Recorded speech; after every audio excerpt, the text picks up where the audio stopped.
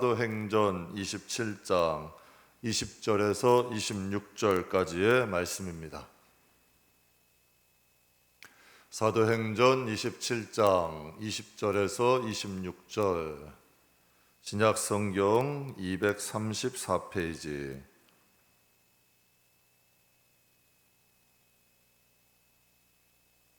우리 다 찾으셨으면 함께 봉독하겠습니다.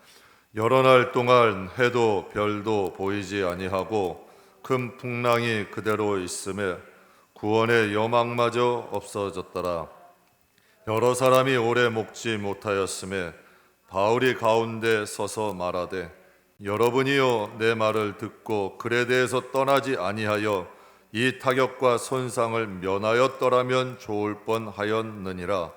내가 너희를 권하노니 이제는 안심하라.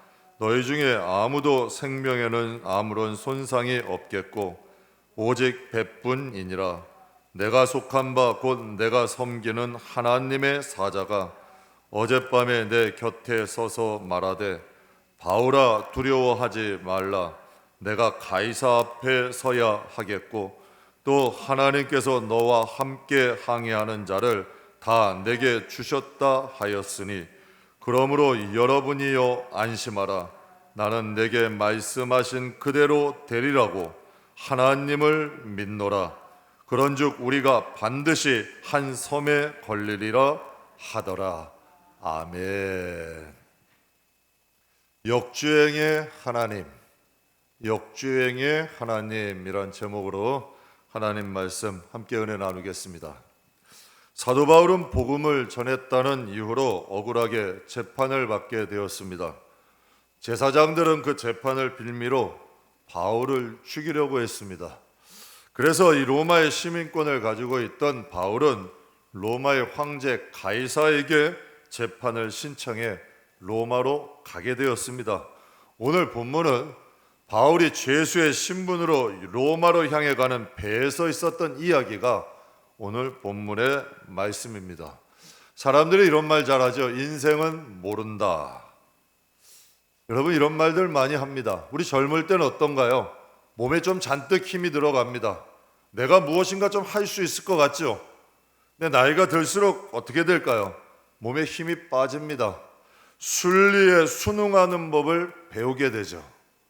젊었을 때처럼 내 마음대로 잘 안 됩니다, 인생이. 여러분, 인생에 모른다는 거죠.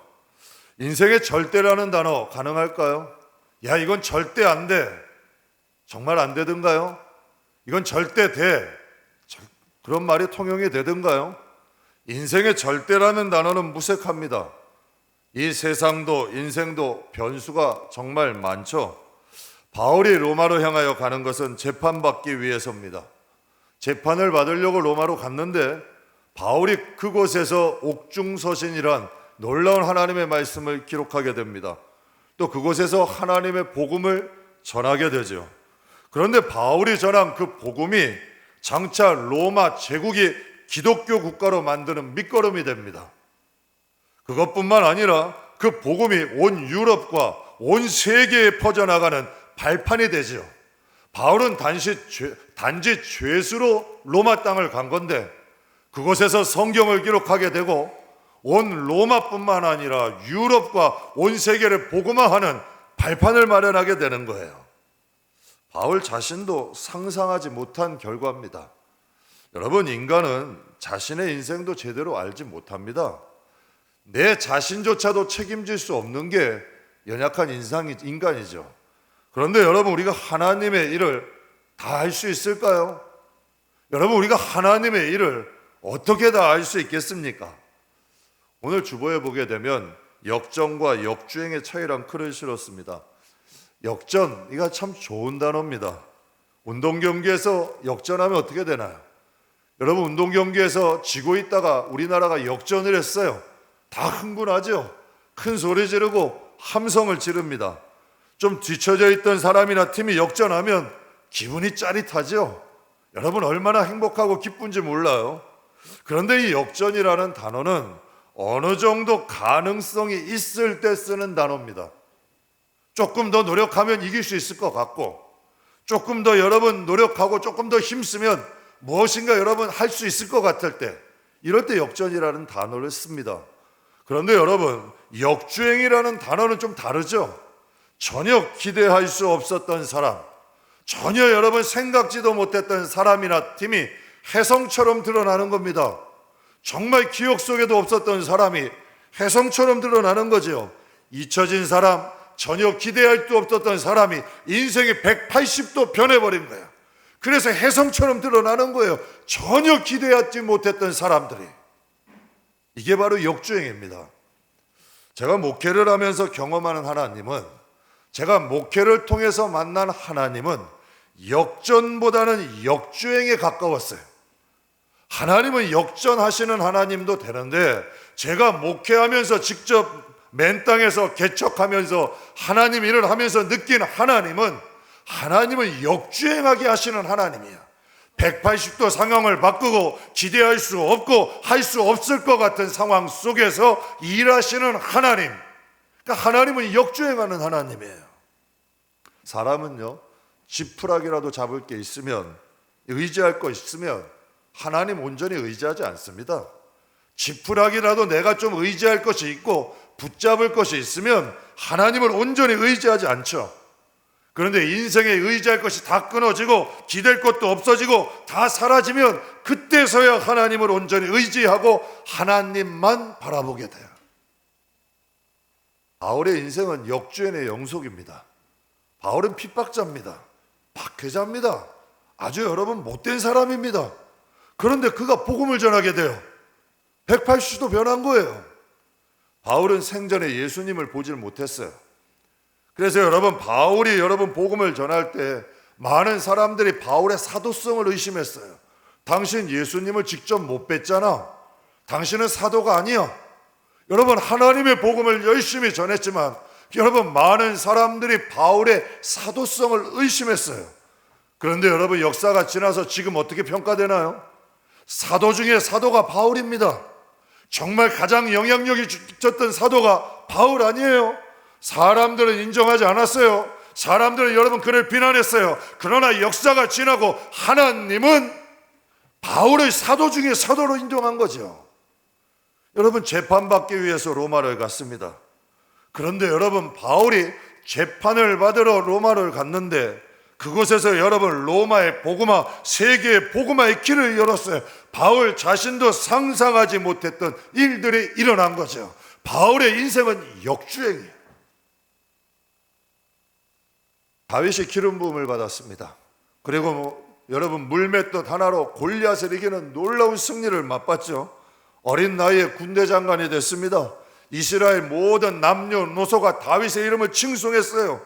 그러나 여러분, 다윗의 인생은 왕이 되기는커녕 사울 왕에게 10년 동안 쫓김을 받습니다. 늘 죽음의 위기를 당하죠. 여러분, 10년 동안 도망자의 삶, 죽은 자의 삶을 살아가는 게 다윗이에요. 사울이 죽인 자는 천천히고 다윗이 죽인 자는 만만이다.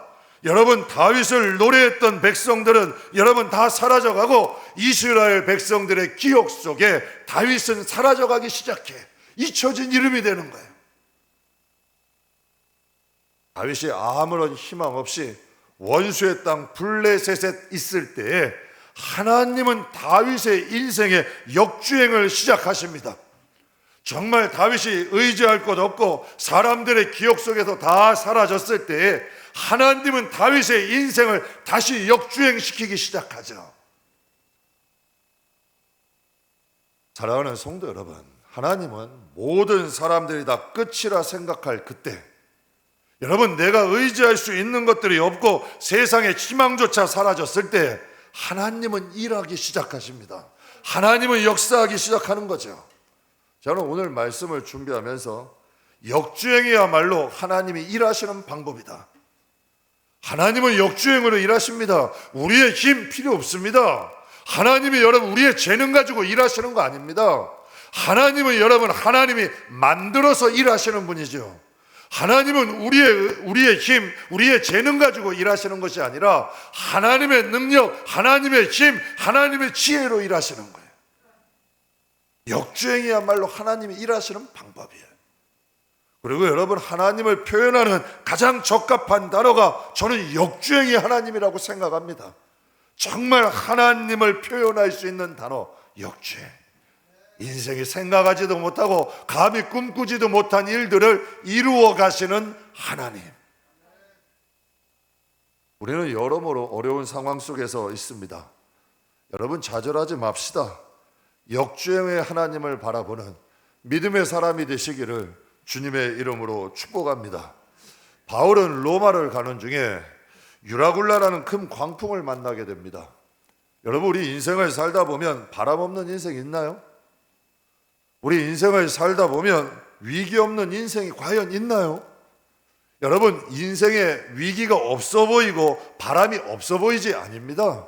제가 목회하면서 성도들 한 명 한 명을 다 만나보고 기도하면서 느낀 것이 인생에겐 다 위기가 있습니다. 다 문제가 있습니다. 바람 없는 인생 한 명도 없습니다.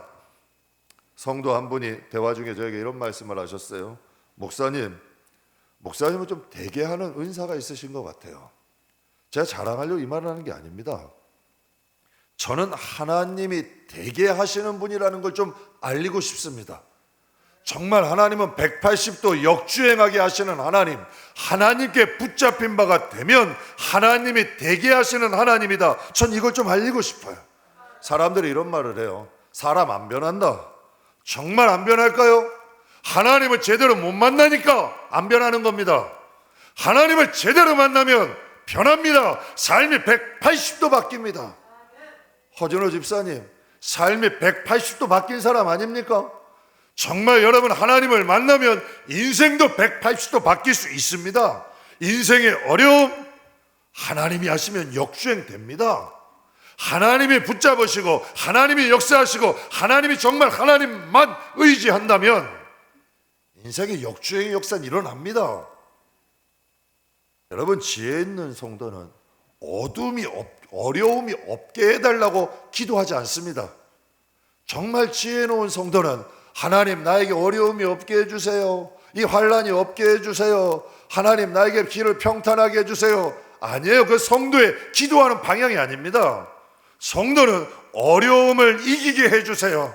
어려움을 이기고 앞에 나가게 해주세요. 이게 성도의 기도입니다. 여러분, 주 안에서 당하는 어려움은 왜 우리가 이렇게 기도해야 될까요? 주 안에서 당하는 어려움은 하나님이 그 뒤에 반드시 준비하신 것이 있습니다. 그러니 여러분, 그 어려움을 이기고 나가야 하나님이 준비하신 곳으로 가게 되는 거죠. 오늘 본문 말씀에 보게 되면 바울은 크게 두 가지의 위기에 처했습니다. 20절과 21절에 보게 되면 여러 날 동안 해도 별도 보이지 아니하고 큰 풍랑이 그대로 있음에 구원의 여망마저 없어졌더라. 여러분, 배 안에는 286명이 타고 있었습니다. 그들의 심정에는 여러 날 동안 해도 안 보여, 별도 안 보여. 큰 강풍이 불어나고 파도가 쳐가니 이제는 구원의 영망, 우리는 이 풍랑 가운데 이제는 죽는구나. 여러분, 인생 살 때 이럴 때 있죠? 이 풍랑 정말 내가 감당할 수 없고 헤쳐나갈 수 없는 이 상황, 내 인생은 여기까지구나. 내 인생은 여기까지고 내 인생은 여기서 끝이구나. 우리 이런 생각할 때 있지 않아요? 21절에 보게 되면 여러 사람이 오래 먹지 못하였음에 바울이 가운데 서서 말하되, 여러분, 먹고 마시고 잘 쉬는 것은 인간의 기본적인 욕구입니다. 근데 지금 바울의 상황은 목숨을 여러분 장담할 수 없는 상황이고 먹을 것조차 걱정해야 되는 여러분 상황이에요. 예전에 한 남자 성도분이, 중년의 남자 성도분이 지난날을 돌아보면서 저에게 하신 말씀이 제 가슴을 찡하게 합니다. 아직도 제 마음을 찡하게 해요. 삶이 위기의 연속이었답니다. 해, 별, 희망의 기미조차 없을 때 그분이 하나님께 이렇게 기도하셨답니다. 하나님, 전 큰 욕심 없습니다. 하나님, 가족들과 먹고 살 걱정하지 않게 해주시고 가족들과 편히 쉴 수 있는 조그만 안식처 하나만 있으면 됩니다. 하나님, 이것이 큰 욕심입니까? 제가 그 말씀을 듣는데 이 가슴이 찡했어요. 여러분, 이게 욕심인가요? 가족들과 먹고 살 걱정하지 아니하고 가족들과 편히 쉴 수 있는 하나님, 삶의 보금자리, 우리 하나님 믿음의 가정들이 쉴 수 있는 보금자리 허락해 주세요. 그런데 하나님께서 이 성도분을 만나주셨어요. 정말 하나님께서 그분을 만나주시고 그분의 삶을 역주행하게 하셨어요. 정말 모든 사람들이 상상할 수 없을 때, 여러분, 모든 사람들이 안 된다 하는 그때, 모든 사람들이 포기한 그때 하나님께서 역주행을 하게 하신 거죠. 여러분, 지금 바울은 초자연적 위기 상황 속에 있습니다. 우리가 인생 살다 보면 이런 위기를 만나게 되는데, 인생의 위기를 만날 때 필요한 것이 무엇이 있을까요? 인생의 위기는 누구나 다 만납니다. 그럼 우리가 인생의 위기를 만날 때 우리에게 필요한 것이 무엇인가? 여러분과 함께 두 가지 은혜 나누겠습니다. 첫 번째는 하나님과의 관계입니다. 23절 말씀에 보게 되면 내가 속한 바 곧 내가 섬기는 하나님의 사자가 어젯밤에 내 곁에 서서 말하되, 반전의 시작이 일어나는 거죠. 풍랑이 있는 바다예요. 모든 사람이 목숨조차 이제 장담할 수 없는 상황, 굶주림 가운데 있는 이 그때에 하나님께서 여러분 광풍을 뚫고 여러분 바울이 타고 있는 배로 오신 거죠. 여러분, 광풍이 친다고 하나님이 못 가시는 것 아니에요. 여러분, 바다 한가운데 있다고 하나님이 그곳을 찾아가지 않는 것이 아니죠. 하나님께서 그곳에 바울이 있었기 때문에 하나님의 사자를 보내서 그곳을 찾아가신 거예요. 전 신앙을 한마디로 얘기한다면 하나님의 관계라고 믿습니다. 믿음은 하나님과의 관계입니다. 급할 때만 하나님을 찾는 사람은 하나님의 음성을 듣기가 어렵습니다. 여러분, 누군가가 여러분에게 와가지고 난 당신을 믿어요. 난 정말 당신을 믿어요. 그럼 여러분 그 말에 믿고 여러분 자신이나 여러분이 가지고 있는 걸 맡길 수 있나요? 여러분, 하나님은 우리와의 관계를 말씀하시는 거예요. 믿음이라는 것은 곧 다른 말로 관계죠. 하나님과 어떤 관계에 있냐? 하나님과의 신뢰 관계를 맺고 있냐? 하나님은 우리와 친밀한 관계, 신뢰의 관계를 맺기를 원하세요. 만약에 우리가 하나님과 친밀한 관계, 하나님과 여러분 신뢰의 관계를 맺고 있다면 인생의 위기를 걱정할 필요가 없습니다. 정말 하나님과 친밀한 관계고 하나님과 우리가 신뢰의 관계를 맺고 있다면 그것이 풍랑이 있는 바다건, 그것이 어떠한 환경이건, 바다 가운데건 어떠한 곳에 있다 할지라도 하나님이 그곳을 찾아가시는 거죠. 사랑하는 성도 여러분, 자식이 위험한데 방관하는 부모가 있습니까? 내가 하나님의 자녀인데, 내가 위기 가운데 있는데, 내가 어려움 가운데 있는데 하나님이 우리를 방관하실까요? 바울이 탄 배는 286명이 타고 있었어요.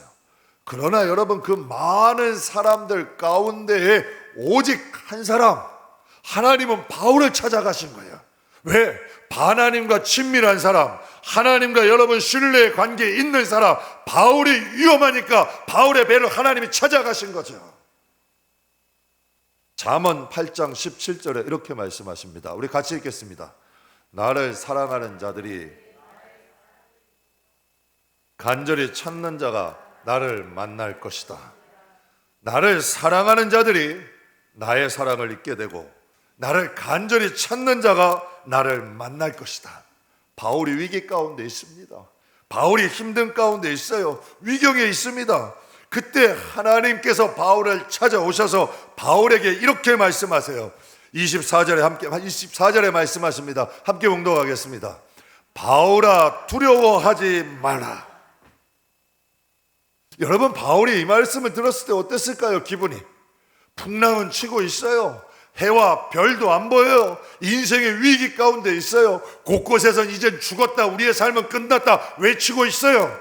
그런 풍랑 있는 위경 가운데에 하나님께서 바울을 찾아오셔서 바울에게 말씀하세요. 바울아, 두려워하지 마라. 제가 20대 초반에 부친이 세상을 떠나셨어요. 부친은 저에게 세상이었어요. 정말 제가 의지할 곳이었어요. 정말 여러분, 부친이 딱 소천을 하시고 나니까 정말 의지할 곳이 없더라고. 풍랑 있는 세상과 같아. 정말 제 마음을 어디다 기대야 될지 모르겠더라. 그때 하나님 앞에 이불을 뒤집어 쓰고 혼자 펑펑 울고 있을 때 하나님께서 그 방 안, 그 내가 이불을 쓰고 울고 있는 그 자리에서 성령이 나에게 음성을 주셨어요. 내가 있지 아니하냐. 그 음성이 20년이 지났는데도 잊어버려지지가 않아. 이상하게 여러분, 눌려있던 짐들이 다 사라지고 내 삶에 힘이 생기고 용기가 생기고 다시 살아갈 수 있는 힘이 생겨요.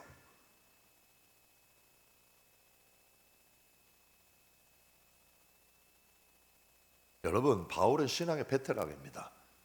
고린도전서 11장에 보게 되면 엄청난 여러 가지 위험들을 겪고 일어난 사람이에요. 그런데 여러분, 또다시 위기가 찾아오면 두려워지는 게 인간의 마음 아닙니까?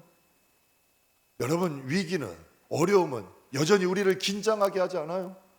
그러나 사랑하는 성도 여러분, 하나님은 바울에게는 하나님이 함께 하셨어요. 여러분, 모세가 떠나고 이제 여호수아가 이스라엘 백성을 이끌어야 합니다. 여호수아는 늘 모세의 말대로 순종하며 살았어요. 그런데 이제 자신이 이스라엘 백성들, 그 수많은 사람들을 이끌고 가나안 땅으로 들어가야 돼요. 그 앞에는 요단강이 흐르고 있어요. 가나안 땅에는 여러분 초롱성 여리고성이 버티고 있고, 가나안 땅에 여러분 민족들은 다 거인이요, 창칼로 무장한 이스라엘 백성과 상대가 안 되는 사람이에요. 여호수아는 두려웠죠. 왜? 의지하고 따라야 될 모세는 사라져가고 의지할 곳은 없으니까. 그때 하나님께서 여호수아를 찾아오셨어요. 그게 여호수아 1장 5절입니다.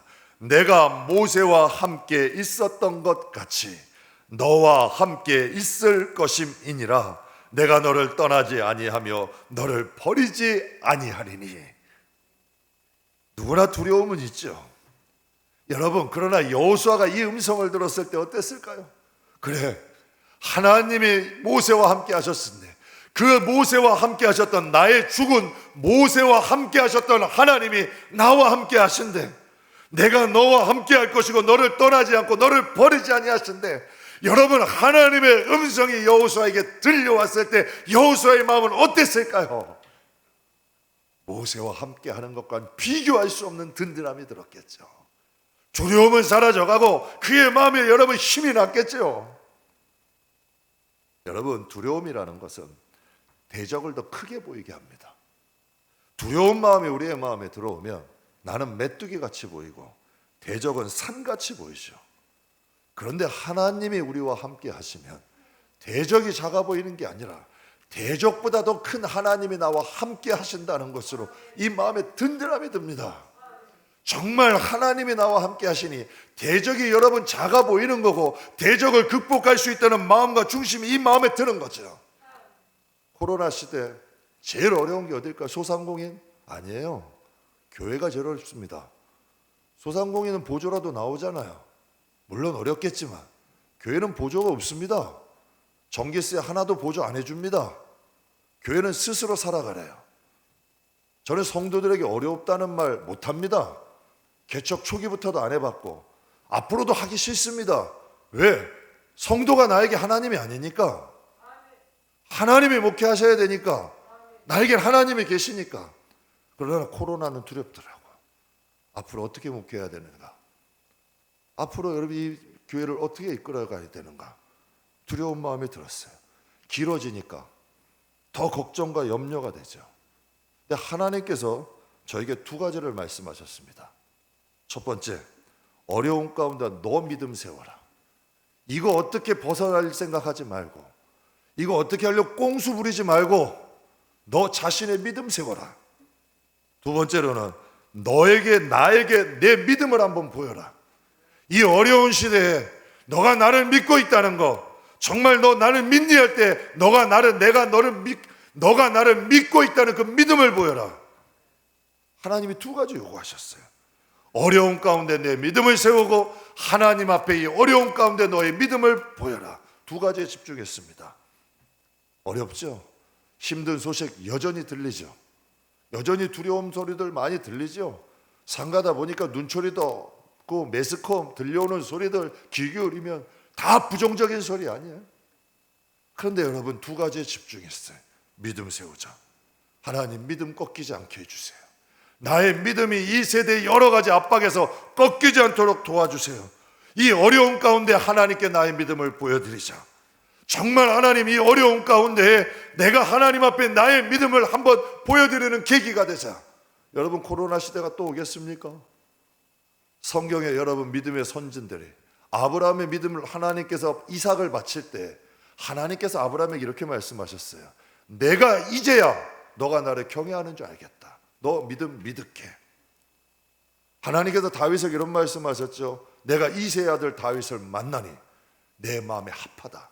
그는 위기 가운데도, 위경 가운데도, 어려움 가운데도 나와 같은 마음을 가졌다. 그런데 이상한 일이 벌어졌어요. 단지 하나님 앞에 믿음 집중했고 하나님 앞에 좀 내 믿음을 보여드리려고 발버둥 쳤습니다. 왜? 두렵지 않아요. 하나님 괜찮습니다.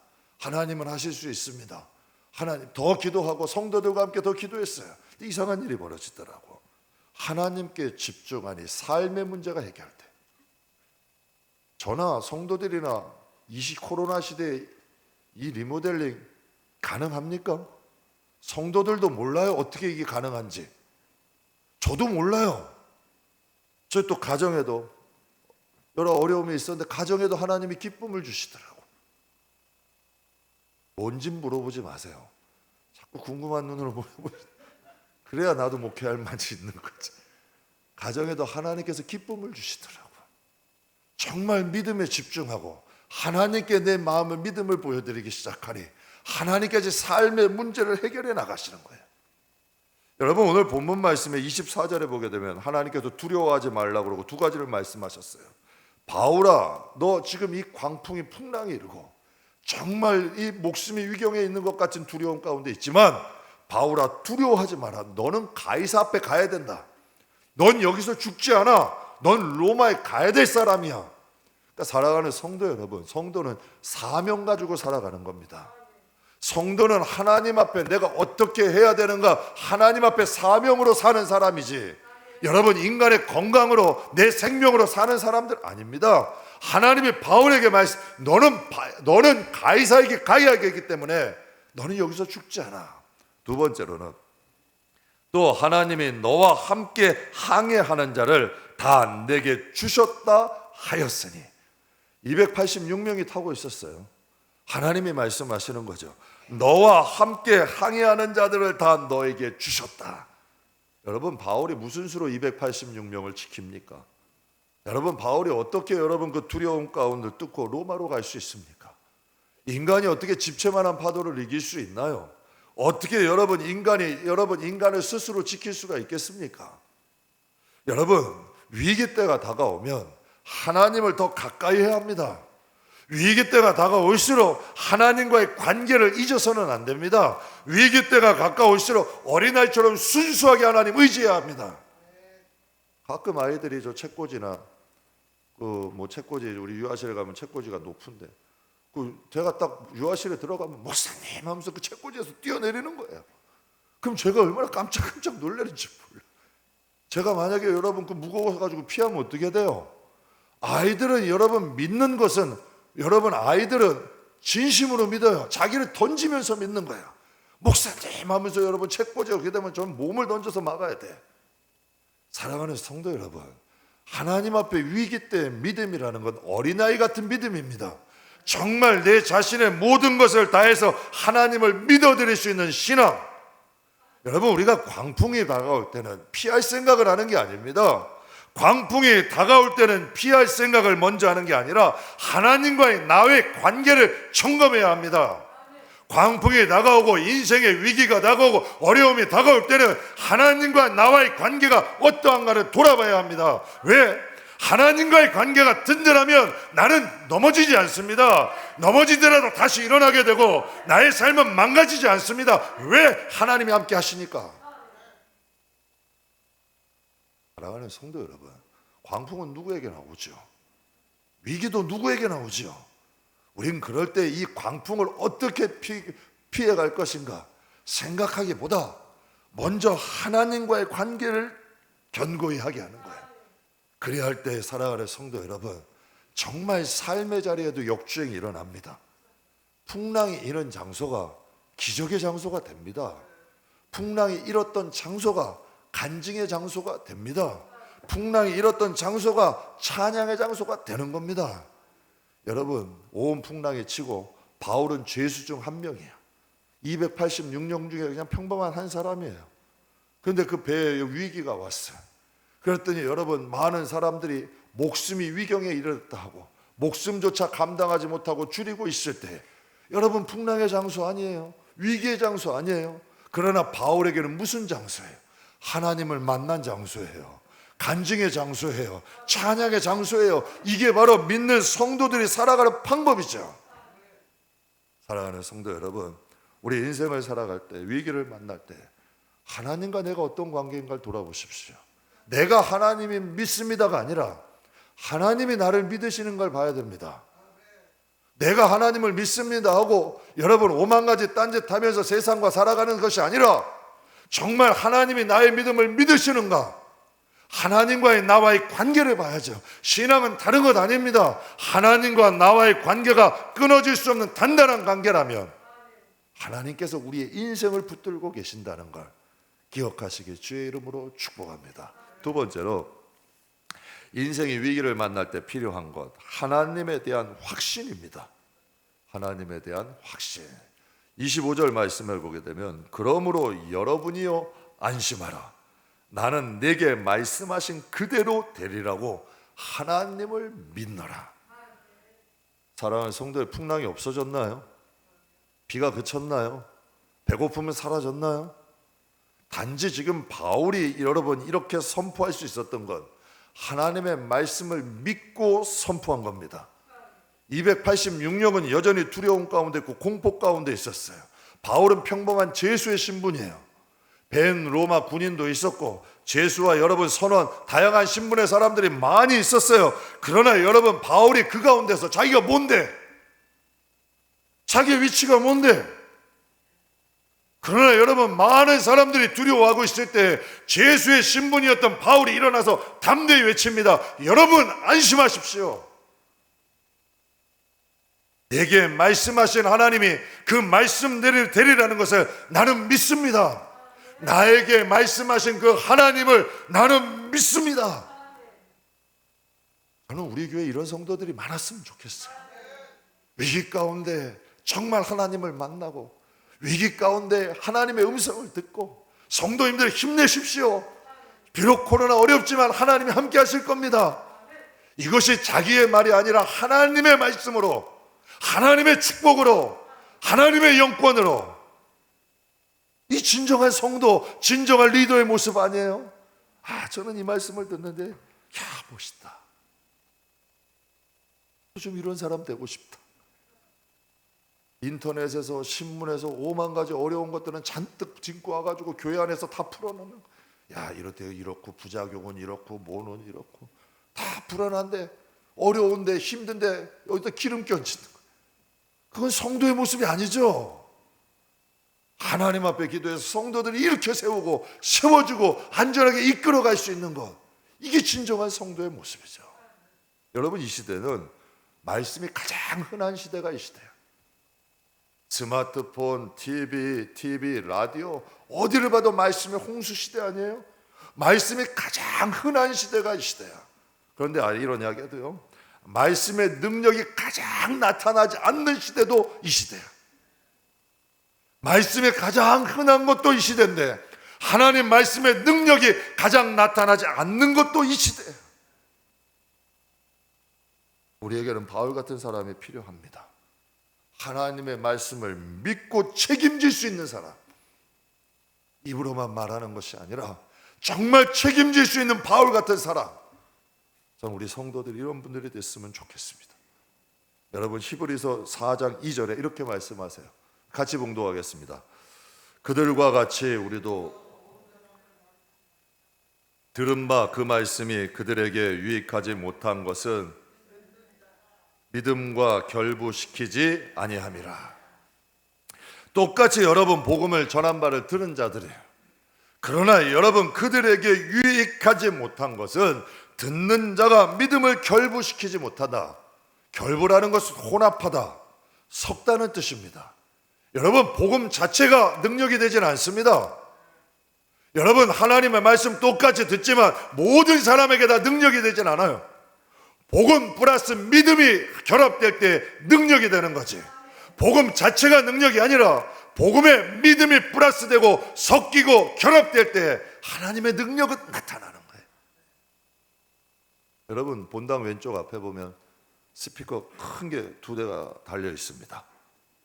무게가 한 30kg 정도 돼요. 본당 양쪽에 하나씩 달려 있죠. 무게가 한 30kg 정도 되고 부피도 커요. 그런데 저 스피커, 저 무거운 무게의 스피커가 얇은 콘크리트 봇 6개로 지탱하고 있어요. 제가 저거 설치를 했는데 불안했어요. 야, 우리도 아기들도 많고 저기 누가 지나가다가 다치면 어떻게 하지? 불안했어요. 여러분, 좀 두려운 마음이 들어요. 혹시 떨어지면 어떻게 하지? 그래서 제가 이 피스, 콘크리트 피스 그 제조사 홈페이지에 들어가서 못 한 개가 도대체 얼마 정도의 중량을 견딜 수 있는가, 제가 홈페이지에 가서 한번 봤어요. 그때 여러분 깜짝 놀랐어요. 못 하나가 견딜 수 있는 중량이 50kg래. 6개를 박았으니까 300kg를 여러분 견디는 거예요. 그러니까 또 6개가 무게를 분산하면 300kg, 그 이상 400kg, 500kg까지 견딜 수 있는 거죠. 근데 제가 좀 의심이 많아. 그래도 진짜일까? 가서 저 마이크 달려있는 저 스피커 브라켓에 매달려 봤어요. 제가 이 몸무게가 이 1급 비밀인데 90kg 정도 나갑니다. 90kg가 좀 넘게 나가는데 저기에 가서 저 스피커에다 한번 매달려 봤어요. 매달려가지고 턱걸이도 해보고 해봤는데 까딱없는 거예요. 흔들림 하나조차 없어요. 뭐 저 같은 사람 두셋은 더 매달려도 되겠더라고. 여러분, 얇은 못 하나도 제대로 박히면 무거운 무게의 물건을 지탱할 수 있는 힘이 있어요. 전도서 12장 11절에 하나님께서 이렇게 말씀하셨어요. 지혜자들의 말씀은 찌르는 채찍들 같고 회중의 스승들의 말씀은 잘 박힌 목과 같으니 다 한 목자가 주신 바니라. 즉 하나님의 말씀은 목과 같다는 거예요. 그러나 성도 여러분, 그 못이 박히지 않으면 무용지물이야. 여러분, 아무 소용없어요. 못은 박혀야 돼. 여러분, 박혀도 제대로 박혀야 돼. 하나님의 말씀은 들은 것으로 끝나면 안 돼요. 우리의 마음에 제대로 박혀야죠. 우리의 마음에 여러분 제대로 박힐 때 하나님의 능력은 나타나는 거야. 복음 플러스 믿음 되면 능력이 나타나죠. 그래서 하나님 말씀하셨잖아요. 하나님의 말씀은 살았고 운동력이 있어서, 운동력이 있다는 여러분 원어의 뜻은 파워풀하다는 뜻이야. 하나님의 말씀은 힘이 있다는 거죠. 여러분, 하나님의 말씀이 바울에게 잘 박히니 풍랑 있는 바다 가운데서도 하나님이 바울을 찾아가시잖아요. 말씀 하나가 바울에게 제대로 박혀 있으니 그 배에 타고 있던 286명도 다 하나님이 구원하시잖아요. 놀라운 역사 아니에요? 한 집사님이 자신의 가정을 배로 비유했습니다. 매우 인상 깊은 표현이었어요. 저는 교회도 방주, 배라고 생각합니다. 우리 영혼도 여러분 배입니다. 배는 여러분 어떻게 해야 되나요? 배는 안전해야죠. 일단 안전하고 그 풍랑 있는 바다를 가려면 안전해야죠. 튼튼해야죠. 그리고 배는 목적지를 향해 가야 돼요. 그런데 안타깝게도 모든 배가 안전하지 않습니다. 모든 배들이 다 목적지를 향하여 가지는 않습니다. 표류하는 배도 있습니다. 또 잘못 만들어서 파손되는 배도 있죠. 디모데전서 1장 19절에 이런 말씀이 있어요.